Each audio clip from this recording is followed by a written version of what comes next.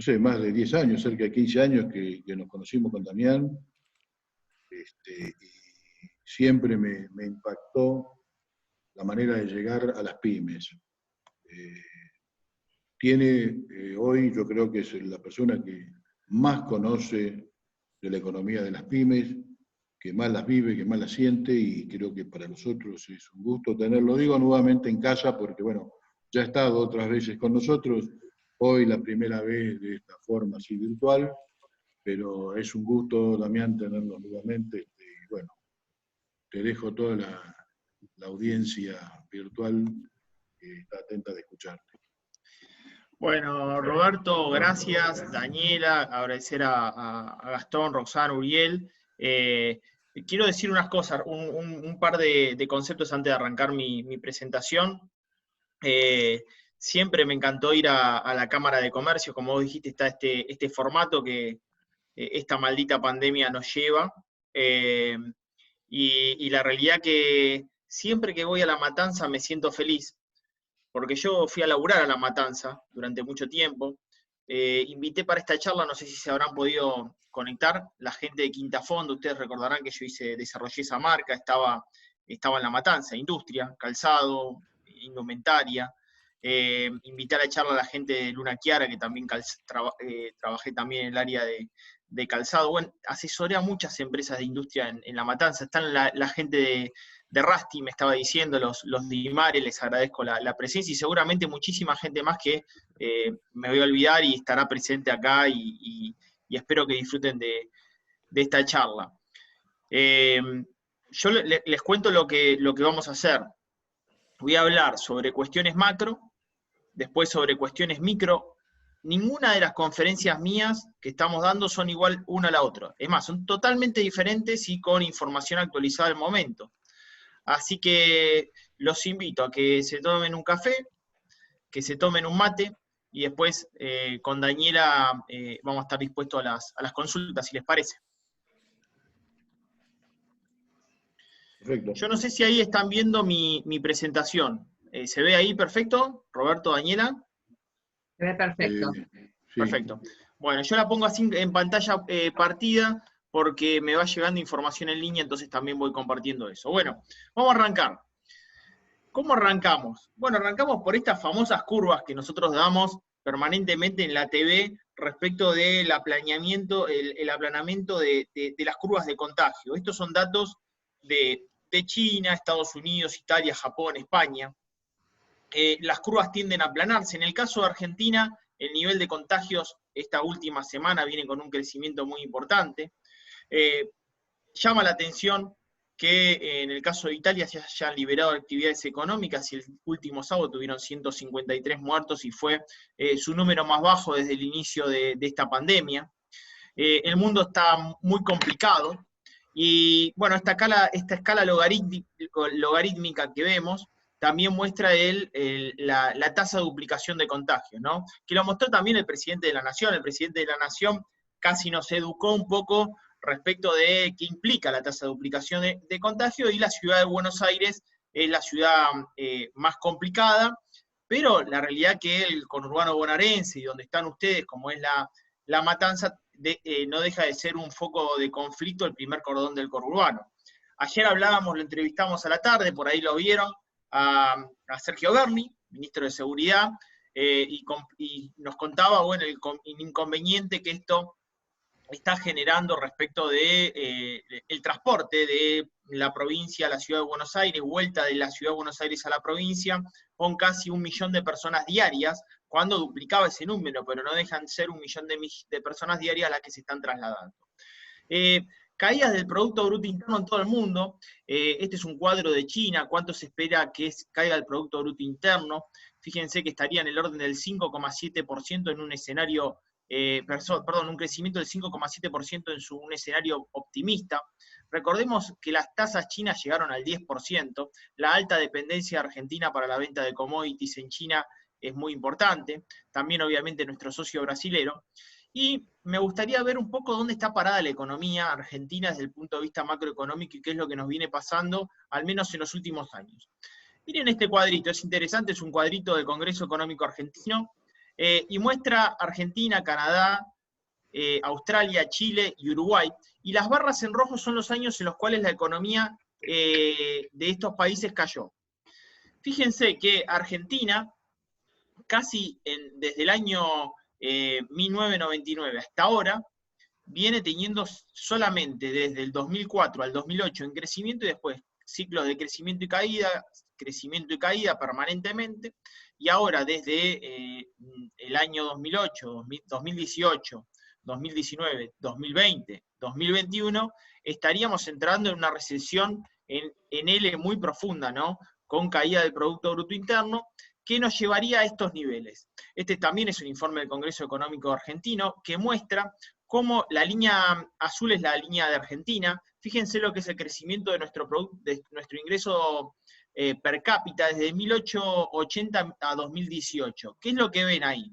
Bueno, que esos mismos países que les mostré, como Canadá y Australia, tienen un crecimiento sostenido de su producto del 3% en promedio, y fíjense que en el caso de Argentina es solamente del 1,7%. Chile, desde mediados de la década del 70, crece al 4,1%. El gran dilema del problema de su clase media, pero la economía chilena realmente ha crecido, y los problemas de economía serrucho, le llamo yo, de crecimiento, caída de la economía argentina con una inestabilidad permanente, al cual ahora encima le tenemos que sumar esta maldita pandemia. ¿Qué nos deja esta maldita pandemia en este serrucho? Bueno, se los muestro en este cuadrito chiquitito.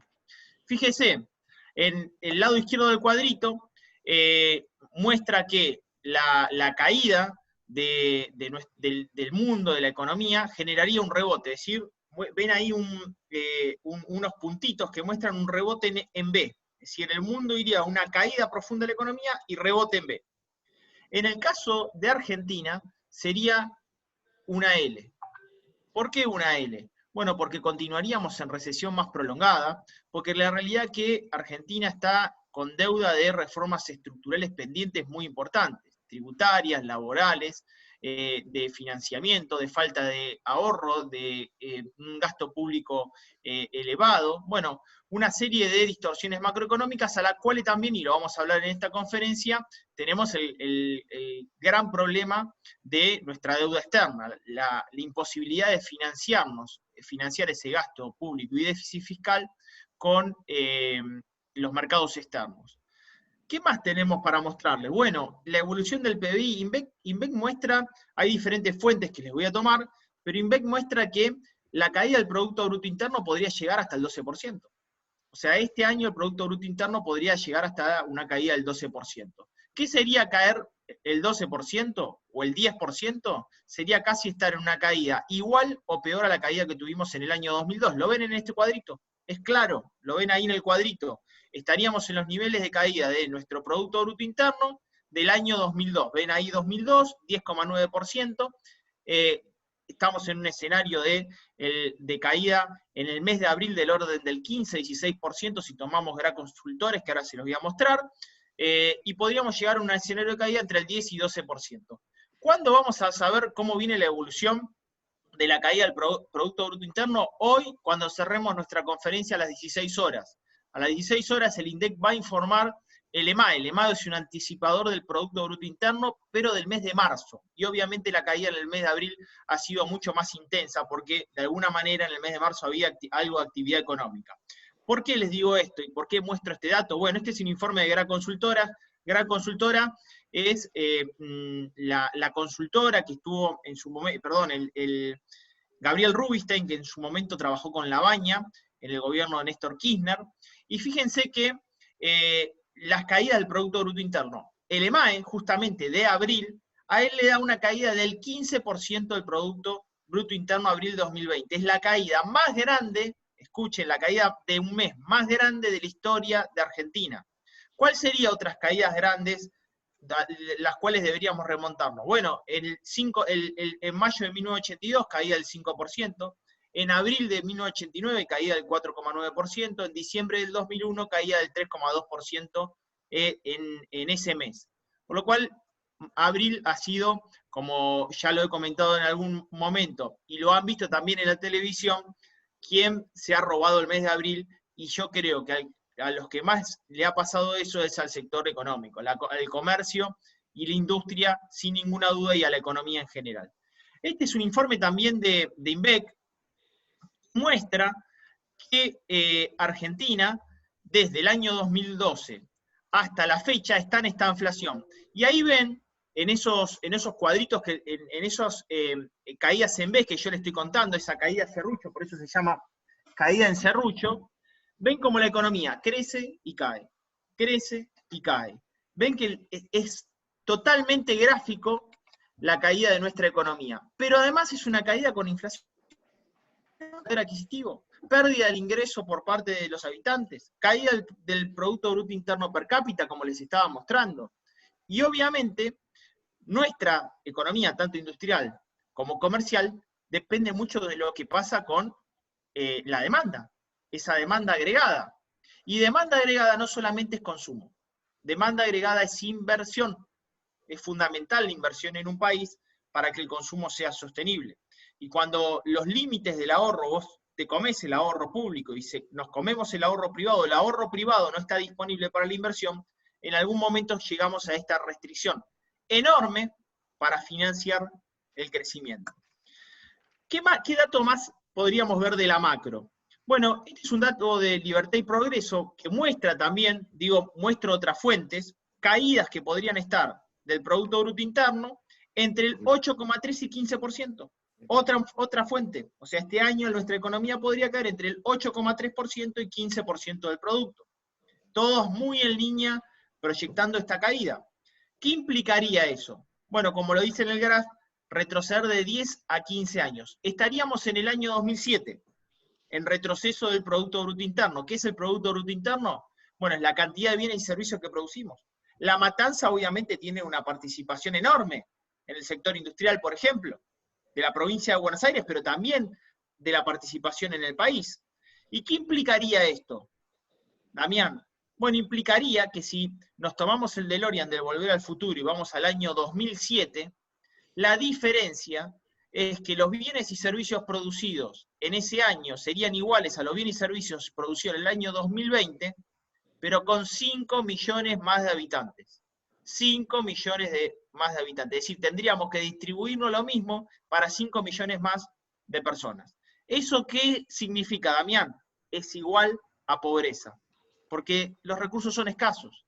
Tenemos que distribuir menos de lo que podemos, porque obviamente la economía está cayendo y somos mucho más personas las que van a adquirir esos bienes y servicios. Eso es una gran restricción que tiene nuestra economía. Hablamos un poquito del mes de abril, esto que me decías vos, bueno, cayó un 15, 16%, te estás adelantando a lo que va a decir el INDEC hoy a las 4 de la tarde, sí, me estoy adelantando, pero datos que nos sirven a nosotros es esta radiografía. Mirá, cantidad de cheques rechazados. Abril, Damián, sí. Discúlpame, ¿no se puede centrar un poquitito el cuadro? Porque hay parte que no entra en la pantalla, por lo menos en la mía y en algunas más. ¿Centrarlo? Sí, ¿puede ser? No, lo que voy a hacer es compartir la pantalla completa, que quiero evitarlo para que se vea mejor.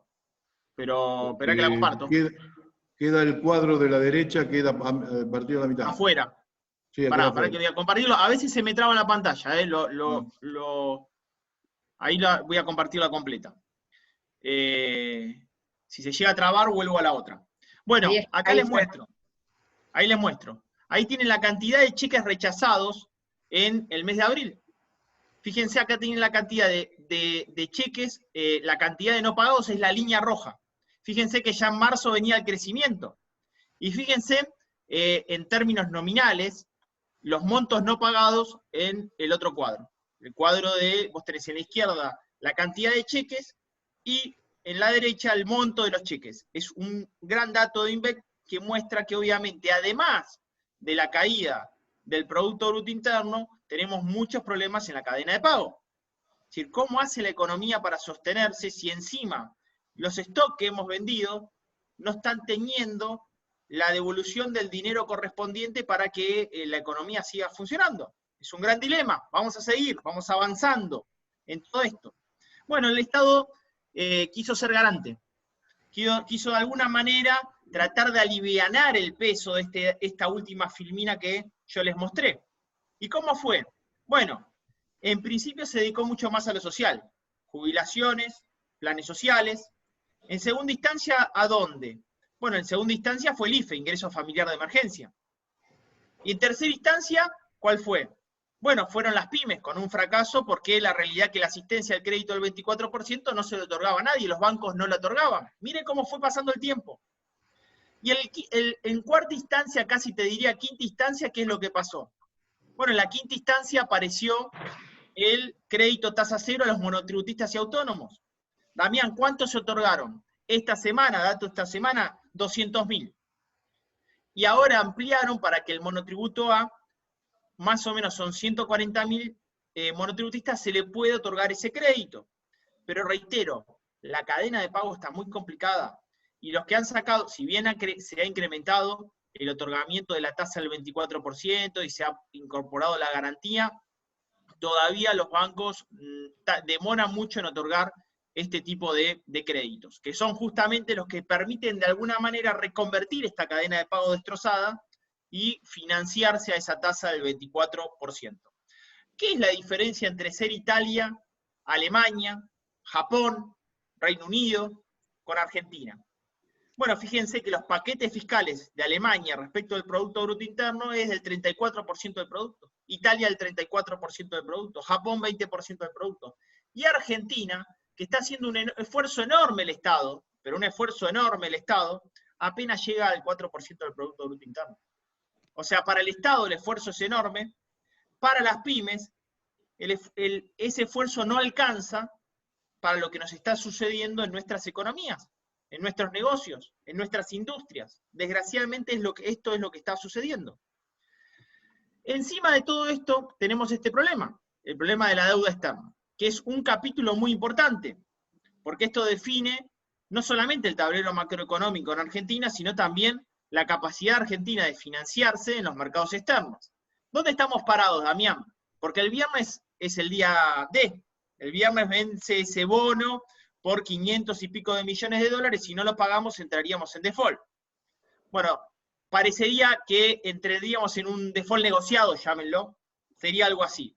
Pero la realidad es que la negociación con los acreedores, los detallo en esta filmina, fíjense, Argentina ofrecía 34 dólares de cada 100 dólares invertidos por los acreedores, para que lo entiendan fácil. Ahora la mejoró a 47 dólares y los acreedores quieren entre 50 y 60 dólares.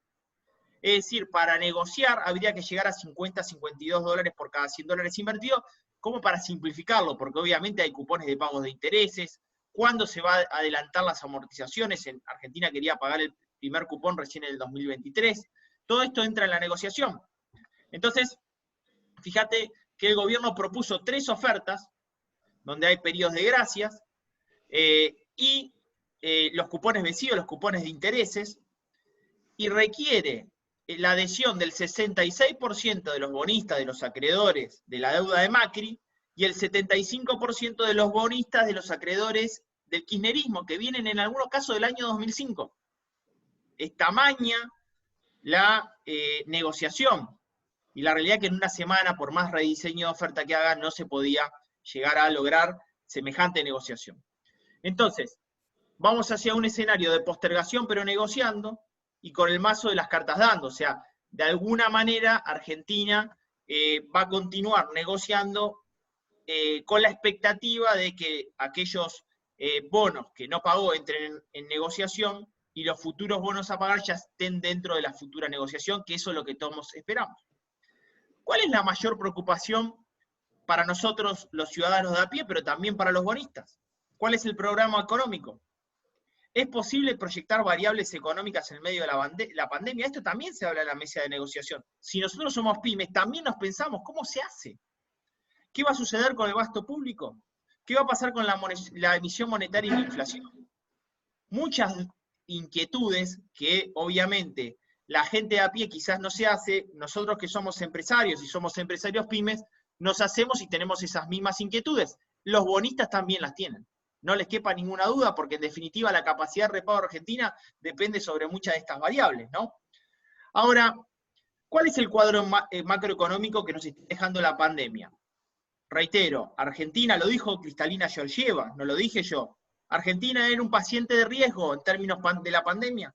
Desde el punto de vista médico, Argentina es un paciente de riesgo, tiene más de 80 años Argentina, porque su cuadro macroeconómico es muy debilitado. Y fíjense, proyección oficial de caída del Producto Bruto Interno, esta ya no es las privadas que yo le di, la oficial, del 6,5%, es del 6,5% del producto, y los privados en promedio la ven en el 10%. La inflación, 55% por parte del gobierno, 60% por parte de los privados. Empleo, Alberto Fernández salió, acaban de verlo ustedes, el decreto de prolongación de vigencia de la doble indemnización, que obviamente a muchos sectores les preocupa, porque si yo no puedo despedir y tampoco puedo realizar mi actividad económica, qué complicado estoy también. Mayor ronda de asistencia a trabajo, ingreso de emergencia. De hecho, ahora, entre el 15 y 22 de mayo, pueden volver a inscribirse aquellos que ya tuvieron la primera ronda de asistencia al trabajo. Hay una segunda ronda. Y volver al pasado, les decía, en términos de crecimiento económico. Retroceso de 12 años con más de 5 millones de habitantes más, en una macroeconomía que en el mundo, obviamente Argentina, yo decía, hasta marzo, Argentina creía que con el tema de su deuda era el ombligo del mundo. Hoy el mundo tiene su propio ombligo. Entonces el tema de la deuda argentina también ha salido del escenario muy fuertemente, y la negociación, seguramente van a entrar en necesidad de negociar in default otros países que ya venían muy complicados. Bueno, quiero ver esta filmina, también que es LSG. Fíjense cuál debería ser el tipo de cambio, porque estamos viendo un movimiento en el mercado cambiario muy importante, ¿no? De hecho, el dólar, que yo llamo el dólar Gasparín, el dólar fantasma, sale tapa de La Nación el domingo un informe mío sobre el tema de los tipos de cambio y las cotizaciones. Bueno, fíjense que el tipo de cambio ya viene evolucionando, ya está superando los 70 pesos el tipo de cambio Gasparín, yo digo el tipo de cambio fantasma, aquel que no podemos comprar, pero el tipo de cambio que podemos comprar ya está en el orden de 91 pesos, el mayorista ya está a 67,25. De alguna manera hay un intento de devaluación de nuestra moneda, y acá vamos a ver un tablerito que me pareció muy interesante del SG, que muestran que para lograr los niveles de competitividad, el tipo de cambio debía estar en 93,70, sería llegar a los niveles de competitividad del año 2003 a 2005. Si quisiésemos estar en el 2007-2011, debería estar en 83,40. Si quisiésemos estar en el tercer trimestre del año 2011, previo al cepo, en 71 pesos con 40. Fíjense que con un tipo de cambio apreciado de noviembre del 2015, el tipo de cambio actual es súper competitivo, la apreciación del tipo de cambio que teníamos en 2015, y si quisiésemos volver a agosto de 2018 o noviembre de 2019, con las devaluaciones, porque son justamente posteriores a las devaluaciones, necesitaríamos un tipo de cambio de 73,50. No estamos tan lejos. Pero solamente así se mide el tipo de cambio. Bueno, otra forma sería medirlo los pasivos del Banco Central en relación a las reservas internacionales, que no es una modalidad que se usa actualmente, pero te daría un dólar de 93 pesos. O sea, la cantidad de moneda emitida versus las reservas internacionales del Banco Central. Y otra cuestión que fuerza es la devaluación del real de Brasil. Ya se paga 5 reales con 90 por dólar, y en un año Brasil devaluó un 56% en Argentina, la moneda, y Argentina, el peso argentino, se devaluó un 50%. Lo importante ahí es comparar las inflaciones. Brasil tiene una inflación del 4%, Argentina una inflación del 53,7%. O sea, en términos reales, la inflación argentina se come las devaluaciones. En términos reales, una devaluación del 56% de Brasil es un tipo de cambio competitivo que es casi del 50%, ¿se entiende? Entonces, claramente Argentina se come las devaluaciones, Brasil no tiene un pass-through, un pase de la devaluación del real a precios inmediatos como sucede en Argentina. Entonces, este tipo de cambio es requete súper competitivo para la economía brasilera, con la cual somos socios, pero también competimos. Fíjense esto, les adelanto lo que voy a hacer con Jonathan Viale hoy a la tarde. Esto vamos a hacer hoy a las 6 de la tarde en realidad aumentada en América 24. Fíjense que el billete de 1.000 pesos, el billete de mayor denominación, Argentina, su billete de mayor denominación, hoy vale 8 dólares con 44. Somos el peor país con mayor denominación del billete, con poder adquisitivo respecto del dólar en América Latina. Es un informe de Libertad y Progreso. Acá lo tienen todos los países. Acá tienen todos los países de América Latina. Supónganse que Argentina va a emitir el billete de 5.000 pesos. Bueno, sería de un dólar de 42,21 pesos, 42 dólares con 21, equivaldría ese billete de 5.000 pesos que hoy está en sumo debate, porque el presidente del Banco Central ya mandó a comprar papel, mandó a comprar tintas, ya tiene el plan de lanzarlo en el mes siguiente, y el presidente de la Nación dice que no. Bueno, es raro, pero la realidad que acá ves cómo nuestra moneda va perdiendo valor. ¿Qué más datos tenemos para dar? Bueno, fíjense esto. Cuando se lanzó el grillete en el noviembre de 2017, equivalía al de 1.000 pesos, el de mayor denominación actual, equivalía a 57 dólares con 37. ¿Y hoy a cuánto equivale ese mismo billete? A 8 dólares con 44. El problema no solamente es el dólar, el problema es el peso. Fíjense, perdió 85% de su valor desde noviembre de 2017 a mayo de 2020. Otro dato. Bueno, esto es lo que yo hacía ayer, en realidad aumentada, lo puse directamente en la placa, porque ustedes ven que la pérdida del valor del peso argentino genera esto. Que, fíjense que la jubilación mínima va aumentando, lo ven en el cuadro ahí de la izquierda, va aumentando mes a mes, con la nueva fórmula jubilatoria en marzo de 2018 era de 7.660 pesos, y ahora va a ser de 16.864 pesos, pero ¿qué pasa? La devaluación se lo licúa, porque hay traslado a precio en algún momento. Y fíjense que hoy, esa jubilación que en marzo de 2018 era de 369 dólares, hoy va a pasar a ser 185 dólares para el jubilado. ¿Y saben cuánto era la jubilación en el año 2001? 194 dólares. Sí, los jubilados van a ganar 9 dólares menos que en el año 2001, cuando Norma Pla, lo recordarán, yo era muy chico, pero ustedes lo recordarán, se quejaba porque los jubilados ganaban poco.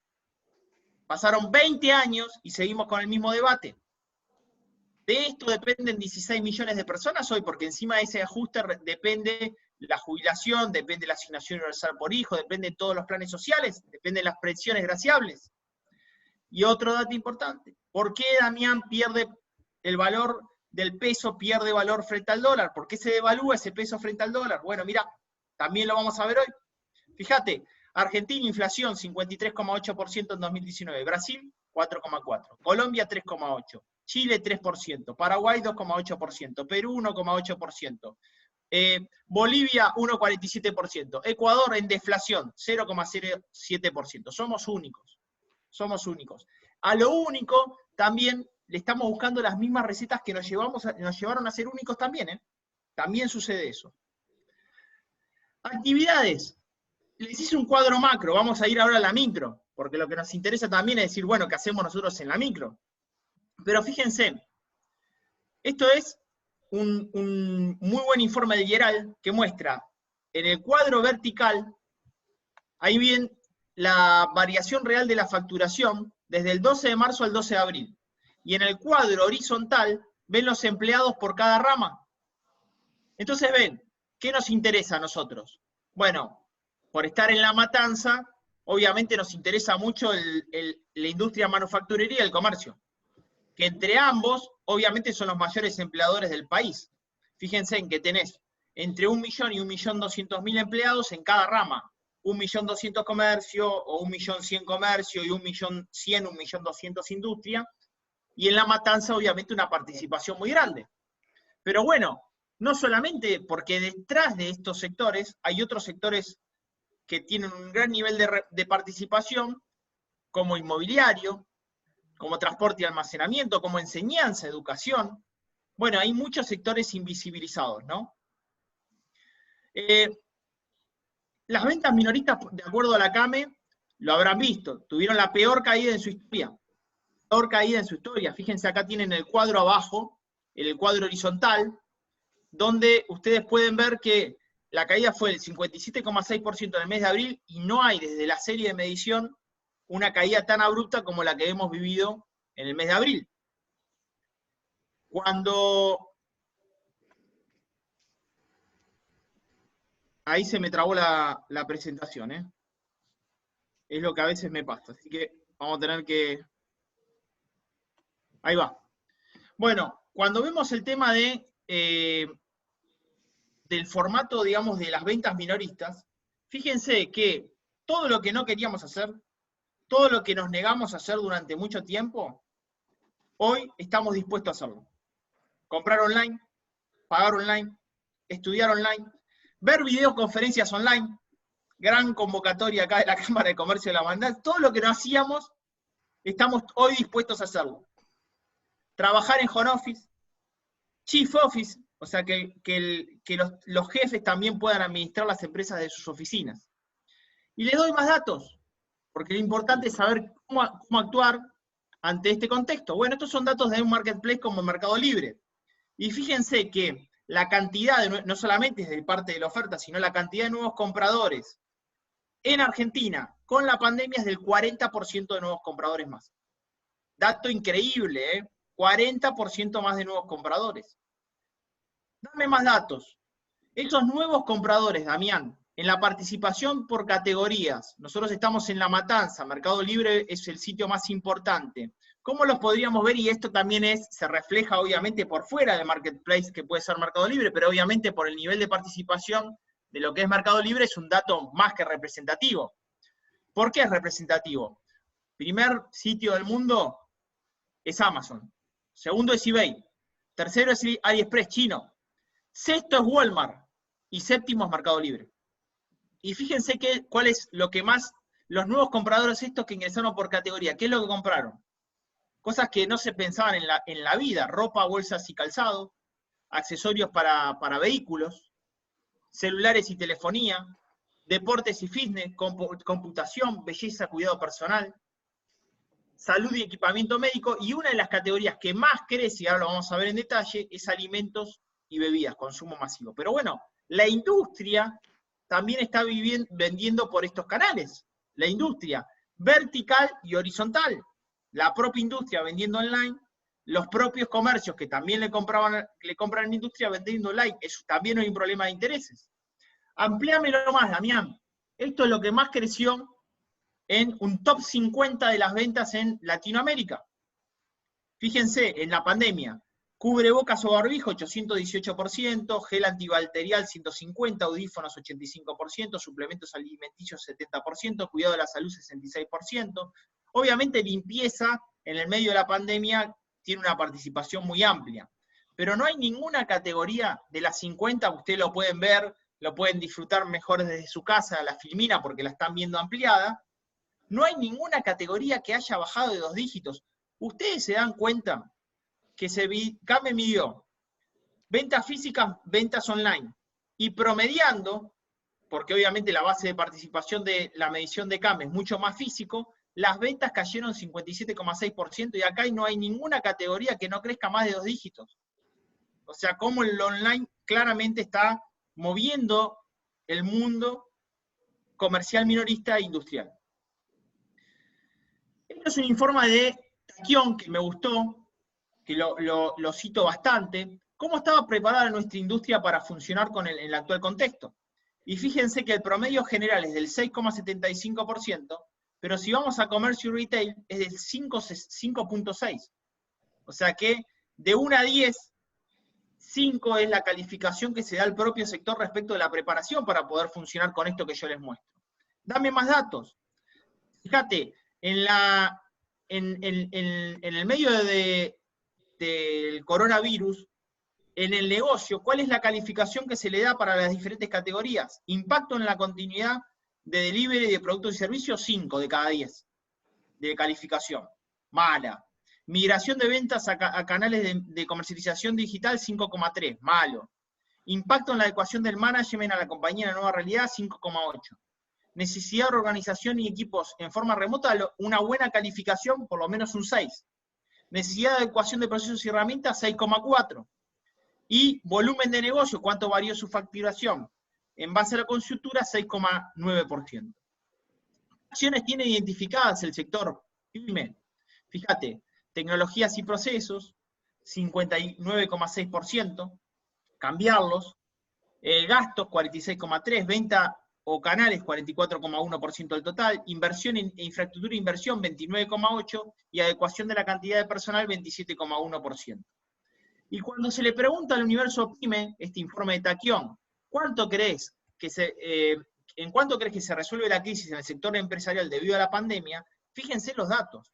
El 63,3% del industrial PYME piensa que va a ser de 6 meses a 1 año y medio una vez que termine la pandemia, que no sabemos cuándo tiene tiempo de finalización. Esta es la propia perspectiva del sector empresario PYME. Y fíjense que cuando lo ves por sectores, la realidad, que el que peor se la ve, el peor dato, acá tienen todos los sectores, fíjense, comercio y retail, de 1 año y medio es el casi 50%. El peor que la ve pasar es el sector comercial. En la línea de su negocio, ¿piensa que es una instancia para adaptarse rápidamente y continuar? 48,4%. Repensar el modelo del negocio, un 20%. Repensar el modelo del negocio. Invertir para quedar en una mejor posición para cuando la coyuntura mejore, 17% solamente. Reducir la operación y aguantar hasta el momento que pase, 13,8%. Y retirarse del negocio. Yo el otro día ponía un tweet sobre esta información que es la más importante. 0. Porque el empresario PYME no solamente negocia y transa bienes y servicios, su empresa es su vida y no va a dejar la vida, porque en definitiva detrás de su vida está también su historia, está su familia y están todos sus empleados, que muchas veces es lo único que tiene, su mayor capital, el capital humano. Ahora, estamos con este desafío. Y es muy importante este desafío que les voy a mostrar. ¿Cuál es el desafío? Bueno, otra vez, mañana se vuelven a reunir ciudad y nación y provincia para ver qué pasa con la cuarentena. Y acá tenemos varios datos. Desafío 1, transporte público y circulación. Les recomiendo que lean mi nota de Infobae ayer, porque incluso como dirigentes o como empresarios les va a permitir articular frente a las autoridades públicas. Lo que hicimos es un cruce de INDEC, de microdatos del INDEC, de hogares, y vimos cuánto mueven los diferentes sectores pymes de transporte público.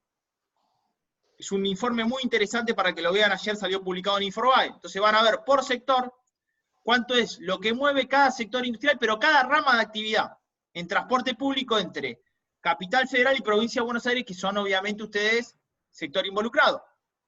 Entonces, transporte público y circulación, primer desafío.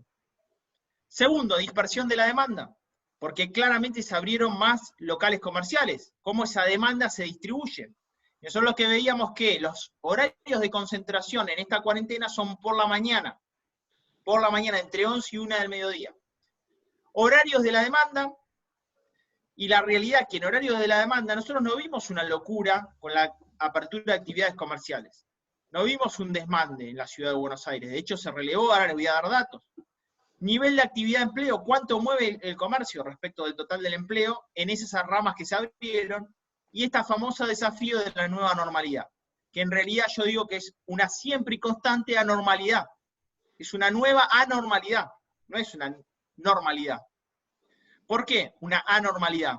Bueno, porque establecida la norma, muchos casos, muy pocos, pero algunos argentinos no la respetan. Entonces es un problema, es un retroceso. Entonces, acá tienen un dato de la Federación de Comercio de la Ciudad de Buenos Aires, que es la ciudad que limita con ustedes. Y fíjense que la semana pasada, entre martes y jueves, abrió el 27,83% del total de comercio en la Ciudad de Buenos Aires. Es el dato fino. Acá tienen las avenidas más importantes, tienen el norte, el sur, el oeste, el centro y sur de la ciudad. Y ahí tienen todos los rubros que abrieron la semana, martes y jueves. Es el 27,8% del total de la actividad comercial. Y la realidad que fue ejemplar, porque todos los comerciantes no solamente respetaron las normas, sino que, esto lo he hablado yo con el ministro incluso de Salud de la ciudad, no ha habido un desborde. Por lo menos no ha habido un desborde en la parte comercial. Datos. Facturaron el 31% de lo que facturaban prepandemia. La demanda, a pesar de no haber tenido durante casi 60 días la posibilidad de ir a comprar alguno de estos rubros en la ciudad de Buenos Aires, no se desbordó. ¿Saben por qué? Por dos motivos. Uno, cuidan su salud, y otro, cuidan su bolsillo. Y ahora les voy a dar datos que justifican eso. Fíjense, esto sale hoy, ahora en Infobae. Les adelanto el dato porque en 3 horas van a ver este informe. ¿Qué muestro acá? Esto es un informe nuestro, 915 puntos de venta de todo el país. ¿Ven arriba que dice semanas previas? Ahí tienen todas las semanas previas a la cuarentena, eje vertical, cantidad de tickets, 915 puntos de venta, consumo masivo de todo el país, y abajo la facturación en miles de pesos. Fíjense que cantidad de tickets, quiere decir cantidad de clientes que visitaron esos puntos de venta, en las semanas previas volaba. Cuando comenzó el aislamiento se mantuvo la cantidad de tickets, pero incrementó la facturación porque nos estoqueamos. Cuando comenzó la cuarentena, fíjense. Y fíjense lo que está pasando del 9 al 15 de mayo, que bajó la cantidad de tickets y bajó la facturación. Ojo, que se está terminando la nafta. Que a pesar de que queremos cargar el tanque con subsidios, el tanque está pinchado. Porque el tanque ya tenía cierta erosión previa. ¿Y cuál es la erosión previa? Se los voy a ir mostrando. Fíjense, acá tienen abajo, en el cuadro abajo, la evolución de unidades por acto de compra por productos empaquetados, estos puntos de venta, consumo masivo, porque es muy representativo, es esencial esto. Fíjense cómo, desde el 21 de marzo, que llegó un récord de 8,2 productos por acto de compra, cada vez que íbamos a un supermercado chiquitito, llevábamos 8,2 productos, hoy estamos en 6,5. Ya bajamos la cantidad de productos que nos llevamos por cada vez que visitamos un supermercado, un comercio de cercanía. Otro dato, fíjense la nafta acá, del 9 al 15 de mayo, arriba, rojo, todas esas barras rojas es consumo interanual nacional, todo el país. Fíjense que es 2,5% el crecimiento. Esto semana a semana lo medimos. Interanualmente fue desacelerándose ese crecimiento que se vivió. Consumo masivo, alimentos, bebidas, artículos de limpieza e higiene. Más detalle. Acá lo tienen en más detalle. Lo tenés por categoría. Alimentos también desacelera el crecimiento, pero va al 11,9%. Bebidas cae 8%. Y esto es consumo clave de la clase media, bebidas con alcohol y bebidas sin alcohol. Cuidado personal crece 13% y limpieza crece 4%. Esto estamos hablando de la semana pasada. Estos son datos de la semana pasada. Y lo vemos si lo cruzamos con fuentes y lo vamos a Nielsen. En este cuadro, lo que les muestro, que es un buen cuadro, es abajo, van a ver e-commerce. Y fíjense cómo el e-commerce tuvo un crecimiento del 410% la última semana. Viene creciendo, o sea, de las grandes superficies, lo que era el hipermercado, esos hipermercados vienen creciendo también en compras online. Y ahí hay un problema de deslealtad, que también lo estamos mencionando en los medios, porque las grandes superficies están vendiendo muchas categorías de comercios que no pueden abrir o vender libremente, como puede ser indumentaria y calzado. Le está pasando, una tienda de calzado no puede abrir, pero el supermercado vende calzado, una tienda de indumentaria no puede abrir, pero el supermercado está vendiendo indumentaria. Acá ven las variaciones, y fíjense que en la liñita azul, ven las variaciones de los volúmenes de la última semana, y ven que e-commerce crece, respecto de la restricción versus la prevención, es el único canal que viene creciendo permanentemente. En la liñita azul, 2%. Voy a pasar a esto. ¿Cómo son los cambios en la dinámica del consumo de acuerdo a lo que estamos viendo? Primero, ajuste del gasto. Ahí hay un importante informe de CERCS que muestra que casi 10 millones de las familias argentinas están endeudadas y la composición de la deuda venía ya arrastrada de la gestión Macri, impuestos, que ahora, por ejemplo, se han congelado tarifas, pero las deudas siguen existiendo. Siguen existiendo los créditos prendarios, los créditos hipotecarios, los créditos del automotor. La realidad es que la clase media argentina ya venía endeudada, ya venía complicada. Entonces replantea la cesta. ¿Qué es la cesta? La canasta que se lleva cada vez que va a comprar. Y fíjate que replantea la atención en relación al precio que compra. Hay un desplazamiento hacia un ticket promedio de compra más bajo, buscado en optimizar que el precio es algo muy importante en este contexto. Reprioriza sus valores. ¿Qué significa repriorizar sus valores? Si cae, por ejemplo, el consumo con alcohol, también la clase media está consumiendo menos vinos, por ejemplo. ¿Lo vemos notando? La clase media restringe, está ajustando su gasto. Preferencia por productos de origen, yendo a evitar compras de marcas, solamente cuando están en descuento, y resetea la relación justamente con esas marcas. Hay un ajuste de gasto. Bueno, cuando vemos herramientas, fíjense, ¿cuáles serían los conceptos básicos del retail post-coronavirus? Bueno, un consumidor con nuevos hábitos, que busca intentar hacer valorar un peso que pierde valor permanentemente. Atributos de los diferentes formatos que entreblezcan una nueva demanda. Un atributo importante, lo reitero, un atributo importante para la nueva demanda es la venta online, porque claramente la gente está cuidando su salud y ya generó parte de este hábito en esa compra. A pesar de que los comercios abren, la gente quiere comprar online, quiere evitar exponerse al contagio. Ajuste en atributos prioritarios en decisión de compra nos hace replantear el surtido. ¿Cómo me estoqueo? ¿Cuál es el stock si realmente la clase media está cambiando permanentemente su nivel de categorías? ¿Qué compro y qué no compro? Porque hay cuestiones que ya no se están vendiendo. Posicionamiento de precio y rol de la promoción ante la nueva demanda. La mayoría ha sacado las promociones. Los niveles de promociones han bajado contundentemente. ¿Por qué?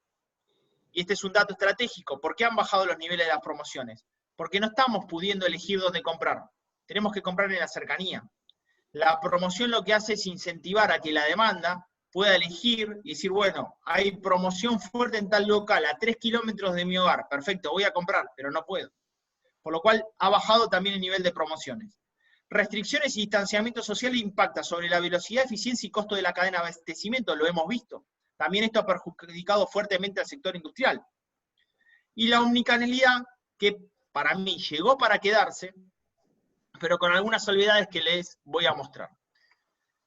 Una de las cuestiones que todavía, por ejemplo, indumentaria y calzado y otros sectores considerados no esenciales que no abrieron, la única forma de vender ha sido a través de esta vía. Es decir, apps de envíos a domicilio. No hay otra alternativa. Acá tienen la distribución de las más utilizadas, Pedido Ya 40%, Rappi 15%, Globo 10%, Uber Eats 7% y otros 28% dentro de lo que están los propios comerciantes que hacen sus envíos o aplicaciones menos conocidas. Por ahí lo vieron. Para los que estén usando estas aplicaciones, les digo las condiciones. Comisiones de entre el 20 al 25%. Contratos leoninos en la letra chica. O sea, si vos te metés en una aplicación de esta, tenés que estar hasta 6 meses dentro de la aplicación.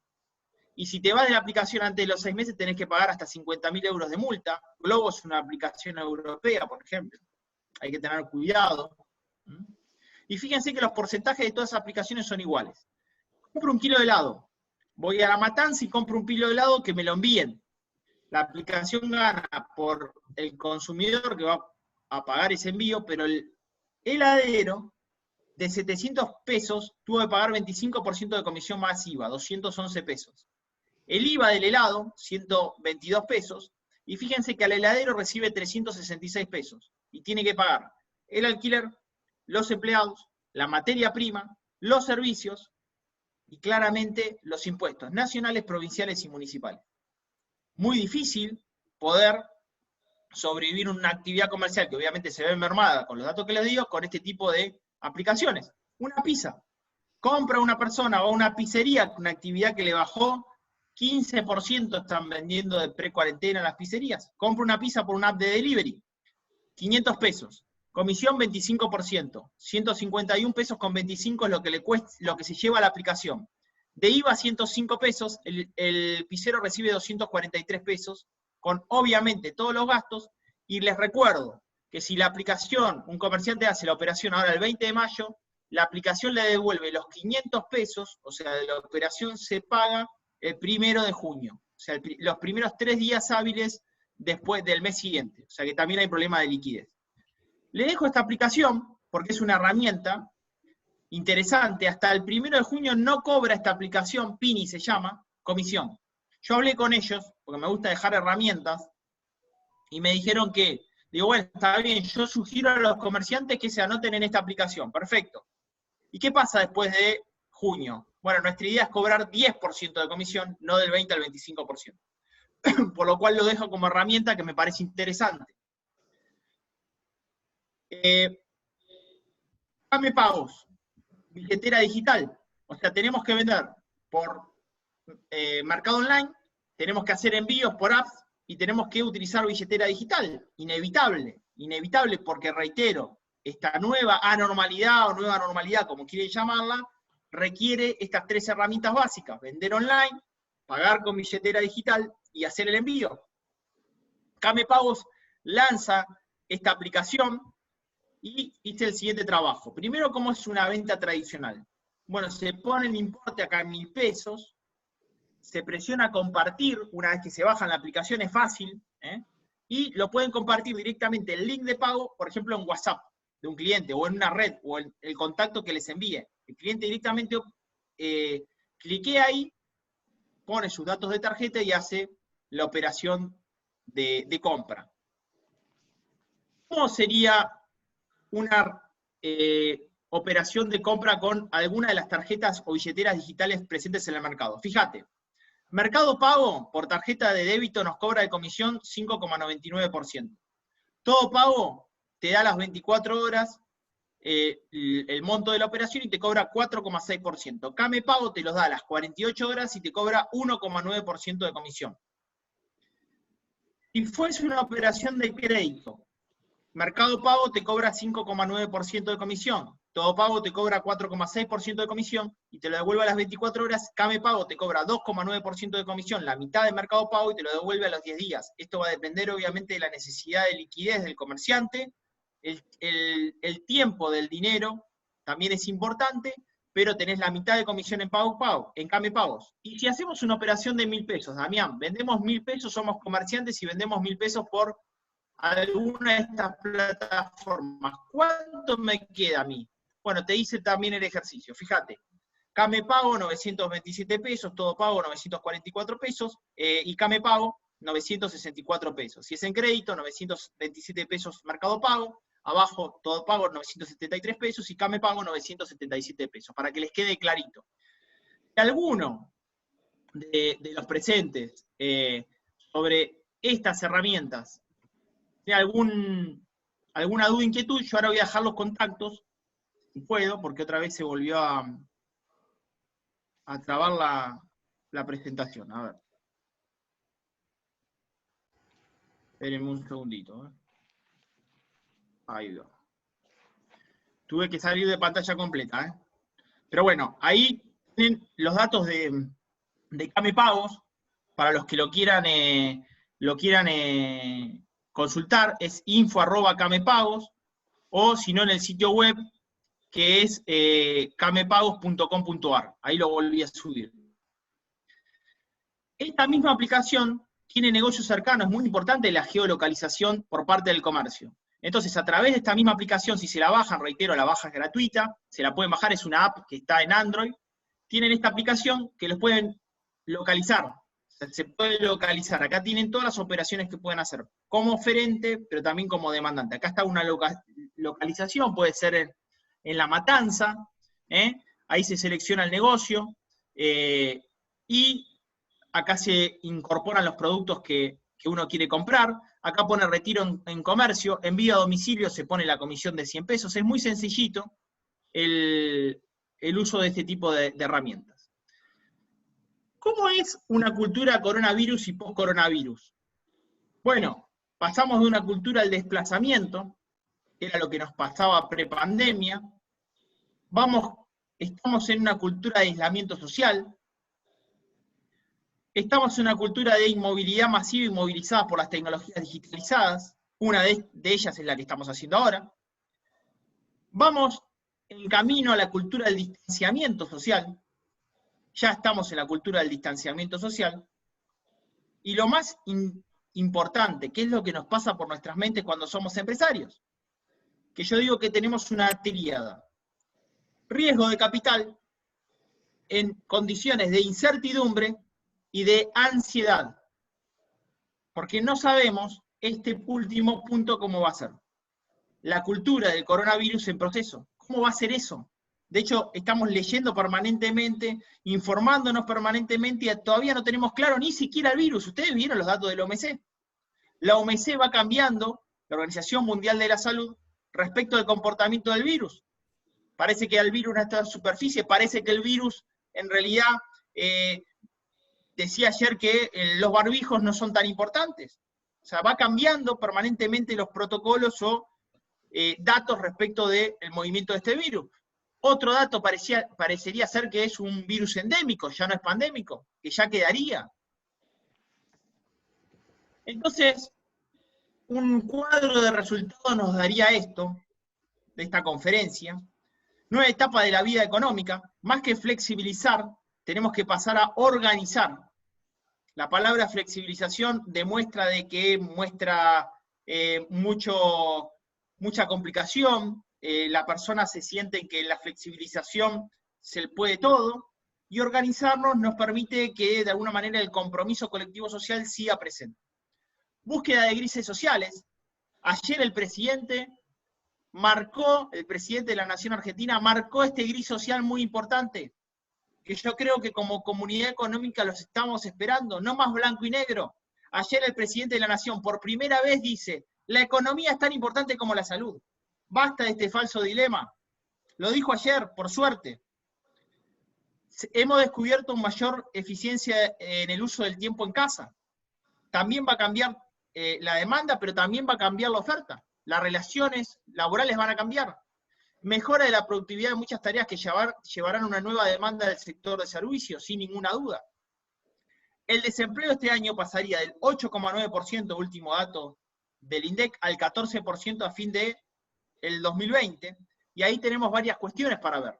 Restricción del ingreso, que ya lo estamos viendo, caída de la demanda, y como les decía, recesión en L. Y el inventario, que es el capital más importante para la liquidez de una industria, los precios están teniendo un techo sin demanda porque estamos en un contexto recesivo, la inflación acotada en horizonte del 55-60% y dependencia de futura emisión, acuerdo de deuda y evolución del tipo de cambio, hoy también acotada, para evitar un deslizamiento mayor en los precios, porque recordemos que el precio que, digamos, el tipo de cambio que nos involucra en el ajuste de precios nuestros es el tipo de cambio mayorista. Ese tipo de cambio mayorista es el que determina los precios en el mercado interno. Fíjense, el comercio online avanzó en tres meses lo que hubiese demorado 3 años. 3 meses lo que hubiese demorado 3 años. El minorista tradicional quedó detenido en 2 meses lo que el tiempo de adaptación normal le hubiese dado 2 años. Y esto no puede suceder. Hay que evolucionar rápidamente. Hay sectores Gasper, digo yo, fantasmas, son invisibles a la afectación. Decime, Damián, cuáles son. Bares, restaurantes, escuelas, turismo, gimnasio. Nadie habla. No se sabe qué va a pasar. Están invisibilizados, algunos quizás nos estén escuchando. Trato de visibilizarlos, pero la realidad es que no son visibles. Efecto residual de la pandemia sobre nuevos modos de comercialización, sin ninguna duda. Hay mucho emprendedor leyendo este tiempo, viendo cuál es la economía también que se viene, y el triple tech sinérgico, comercio online, app de envío y app de pago, que eso también no solamente llegó para quedarse. ¿Qué es quedarse? Vamos a estar mucho tiempo en esta etapa, por lo cual sí o sí hay que adaptarse a estos 3 elementos, 3 herramientas de trabajo. Y les dejo 3 frases. En tiempo de pandemia, lo que hago en mis conferencias es ir rotando algunas lecturas mías. Este es un autor favorito mío, es un economista y columnista británico, se llama Tim Harford. Acabo de terminar de leer su último libro, se llama Muy bueno para leer, 50 innovaciones que cambiaron el mundo. Interesantísimo leer justamente ahora. Y fíjense lo que dice Tim Harford, dice, a la actual crisis sanitaria le seguirá una crisis económica. No obstante, espero que en el futuro echaremos la vista atrás y comprenderemos que el coronavirus fue un piano que no se podía tocar y que respondimos al reto. Maravilloso, el coronavirus fue un piano que no se podía tocar y respondimos al reto. Otra frase es de Caril Sabelis, con la cual me siento muy identificado, una investigadora española de la Universidad de Oxford. Fíjense lo que dice. En el mundo post-coronavirus, tal vez estemos tan hartos de nuestras pantallas, de que nos arrebaten nuestros datos y habremos echado tantísimo de menos el contacto personal, que dejaremos los teléfonos en casa más a menudo y disfrutaremos más de la presencia de otros y de la naturaleza. Ese panorama es igual de posible y mucho más luminoso. No les quepa ninguna duda que ustedes que venden en centros comerciales a cielo abierto, que lo otro, lo diferente, va a ser lo que teníamos. Lo más admirable va a ser lo que perdimos. Lo más buscado va a ser lo que extrañamos. Lo más necesario va a ser lo que deseamos y no tenemos. O sea que aquello que hoy, desgraciadamente, está reprimido por este maldito virus, seguramente esos centros comerciales a cielo abierto va a ser lo que mayor buscamos. Es más, cualquier pregunta que ustedes les hagan, ¿se irían a París o cambian una salida por un mate en una plaza? Seguramente la segunda respuesta es la más evidente. Y eso nos va a pasar a todos como comunidad. Y le dejo esta, para cerrar, que también me gustó, que dice, esta situación es insuperable, es absurdo pensar que vamos a salir de esto, tenemos que rendirnos y dejar de luchar, se equivocan quienes creen que todo este esfuerzo merecerá la pena. Esa es la versión pesimista. Si lo das vuelta, tenemos una versión optimista, todo este esfuerzo merece la pena, se equivocan quienes creen que tenemos que rendirnos y dejar de luchar, vamos a salir de esto, es absurdo pensar que esta situación es insuperable. Gracias. Bueno, gracias, Damián. Y vamos entonces a pasar a algunas preguntas que debe tener Daniela ya preparadas. Muy bien. Ahí en el chat hay algunas preguntas. Daniel Di Mare, al principio de todo, ¿no? Puso post-aislamiento. ¿Cómo podemos aunar fuerzas, ideas, alianzas para vender más? Y cómo ayudarnos mutuamente, proveedores y clientes. Bueno, un saludo grande para Daniel, para todos los Dimares, Sabrina, Dimare padre, todos los Dimares son unos capos de Rusty.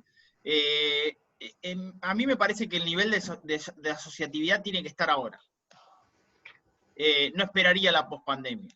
Creo que el grado de asociatividad se tiene que dar en este momento entre el sector industrial y el sector comercial. Es el momento de profundizar aquello que no hicimos durante mucho tiempo. Es el momento de ver qué herramientas puede el industrial proveer al sector comercial que no se vinculó con la venta online. Es el momento de ver qué herramientas puede ese sector comercial proveerle al sector industrial, que obviamente también tiene sus restricciones para operar. Pero me parece que el mayor grado de asociatividad tenemos que hacerlos ahora, porque nos necesitamos más que nunca.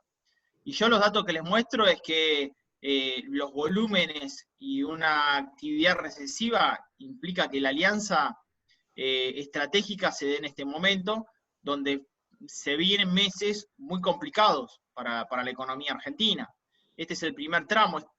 Acá estamos viendo y hablando mucho de las causas y los efectos, y estamos proyectando consecuencias, pero no la estamos viviendo todavía. Recién estamos en la etapa de efectos, de causas y efectos. Pero las consecuencias las vamos a vivir seguramente en los próximos meses, y a mí me parece que hay que avanzar a ritmo rápido en alguna de las herramientas que estuve diciendo, y el sector industrial y comercial ahí tienen que estar sumamente unidos.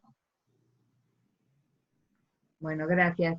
María del Carmen Cardevila nos hizo dos preguntas. Una referida a los productos industriales, ¿no? Y a las complicaciones propias de la venta digital en este tipo de productos, sobre todo, principalmente la metalmecánica, y ahora nos pone ahí cómo influirán los rezagos del mundo industrial si estos van a perjudicar a la industria nacional.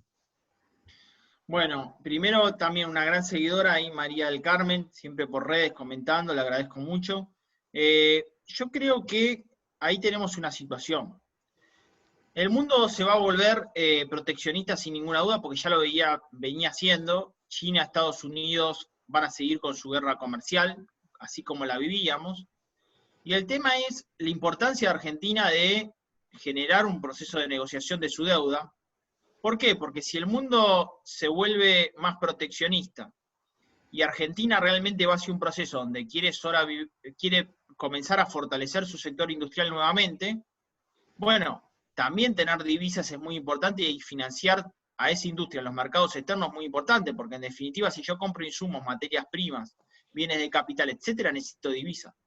Y necesito justamente la posibilidad de que el Estado logre juntar deuda para que ese ahorro privado que no está en divisa extranjera esté existente y disponible para incrementar la producción y sustitución en el mercado interno. Porque yo creo que el mundo va a ir hacia ese lugar.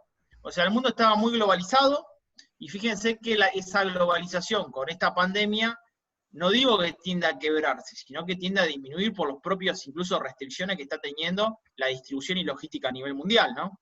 Entonces creo que en ese sentido ahí me parece muy importante el tema de resolver el tema de la deuda. Respecto de las propias limitaciones de lo que es el sector industrial para lo que es la venta, bueno, es market to market ahí. O sea, es mercado, es industria a industria. Y ahí es muy complicado porque dependen del eslabón final.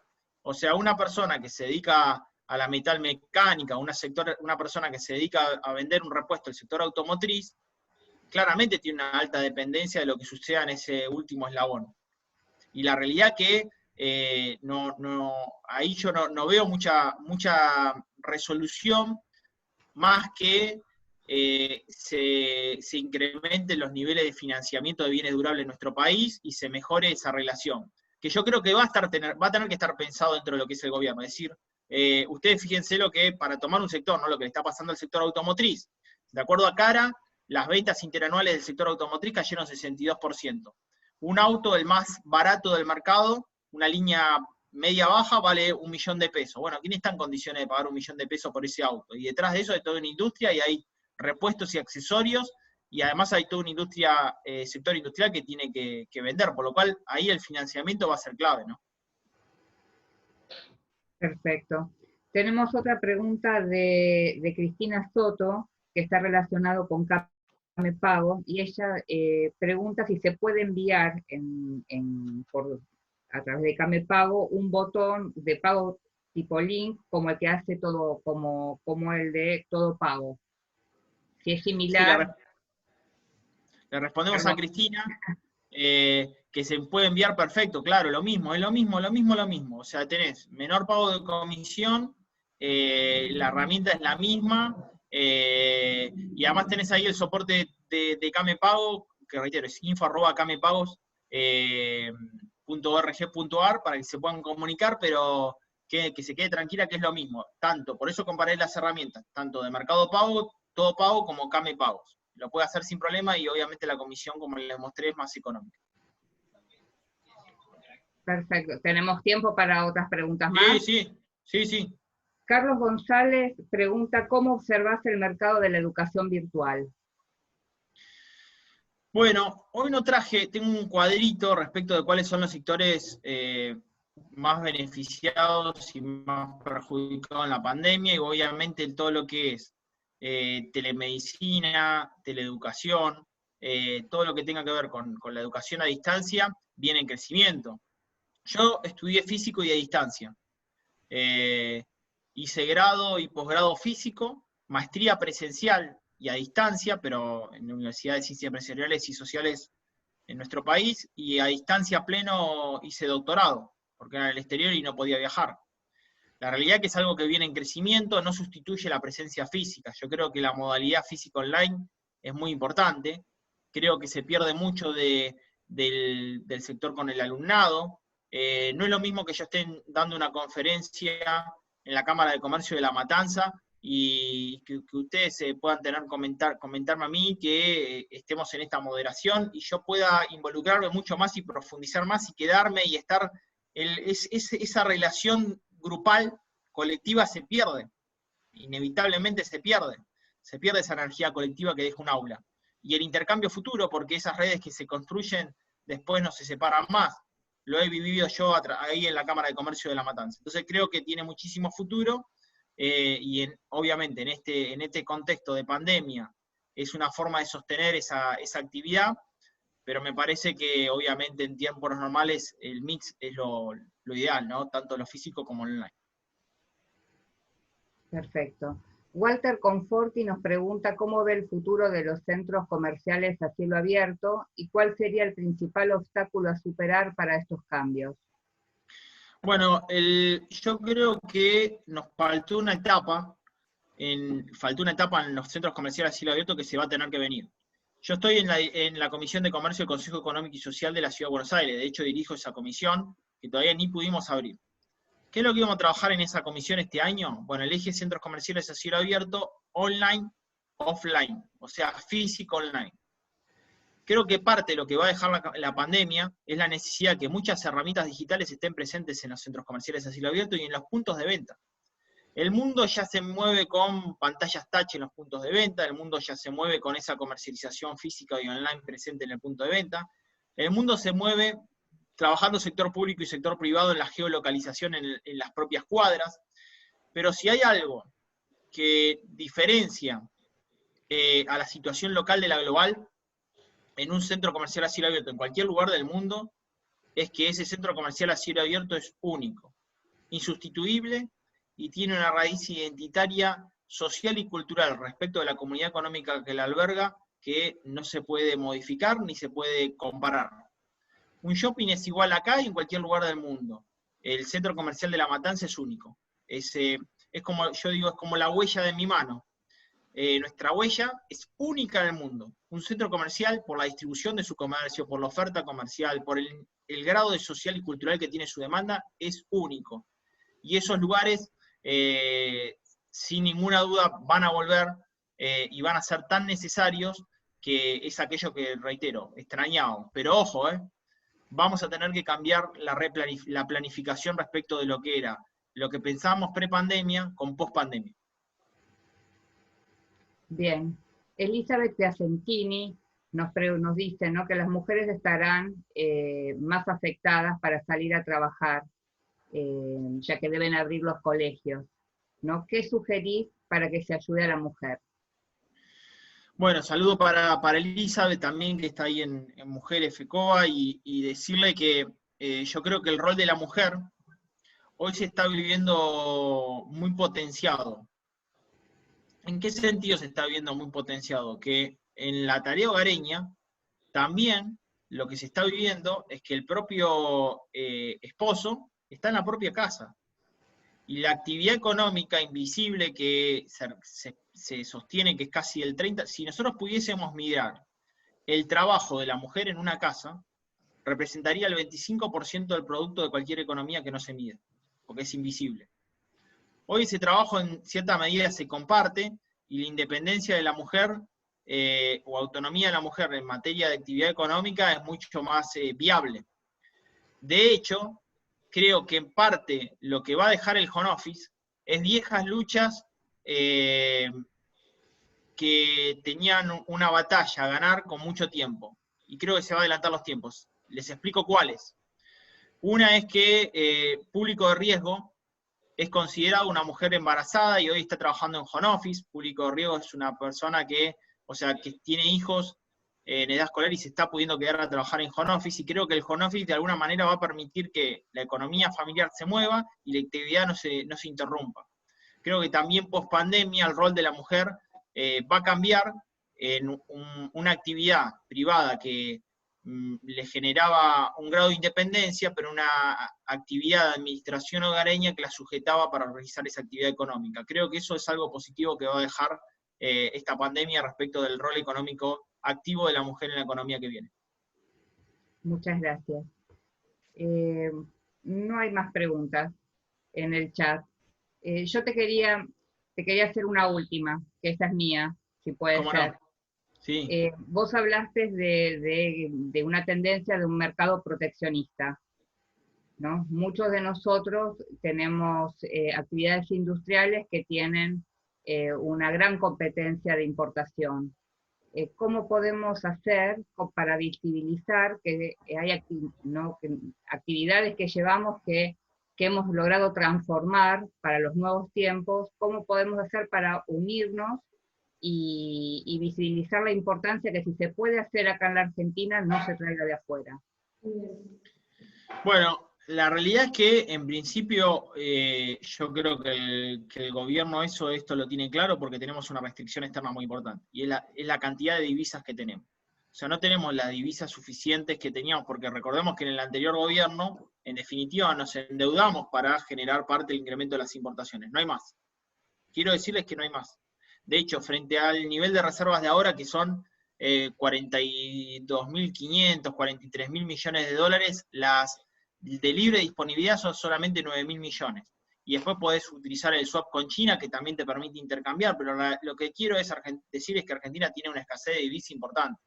Entonces, ahí tenemos una restricción externa muy, muy importante, que si queremos generar un crecimiento de la industria, justamente se deberían utilizar esas divisas para ver cómo potenciar la actividad económica, la actividad industrial en esos sectores. Ahora, todo lo que producimos como producto final no lo podemos desarrollar en nuestro país. Eso también es evidente, por lo cual es muy importante que los insumos y materias primas no se traen frente a esa restricción externa, que también lo vivimos, por lo cual es muy importante la negociación de la deuda. Si tampoco vayamos a una situación donde recordarán las de Jai, recordarán digamos, los límites a las importaciones de insumos y materias primas, que en definitiva generaban una restricción interna para esa producción o crecimiento industrial en nuestro país.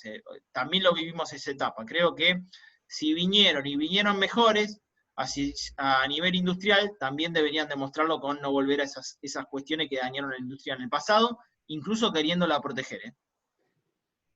Gracias, Damián, muy claro. Y apareció una última preguntita de Luis Duarte, que dice, ¿cómo ves el COMEX por actividad tanto en la Expo como en la importación? Que es un poco, me parece que es lo que estabas diciendo recién también. ¿El e-commerce? Sí. Sí. Mirá, yo creo que ahí el gobierno de Macri deja una gran herramienta, que es el Exporta Simple.